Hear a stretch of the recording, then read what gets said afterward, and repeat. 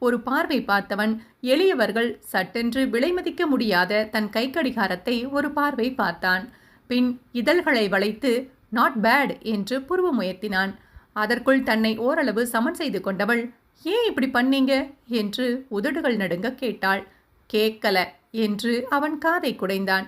நான் தான் வரேன்னு சொன்னேனே, பின்ன ஏன் இப்படி செஞ்சீங்க? அவனுங்க 2 பேரும் பாவம் இல்லையா? ரத்த வெள்ளத்துல அவனுங்களை பார்க்கவே முடியல என்று அவன் முன்னாடி நிற்க தெம்பில்லாமல் அப்படியே மண்டியிட்டு மடங்கி அமர்ந்தாள். அவனிடம் எதுவும் பேசக்கூடாது என்றுதான் இருந்தாள்.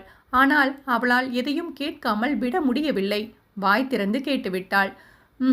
அவனுங்க மேல ரொம்ப தான் பாசம் போல என்று நக்கல் பண்ணினான் ராசசிங்கன்.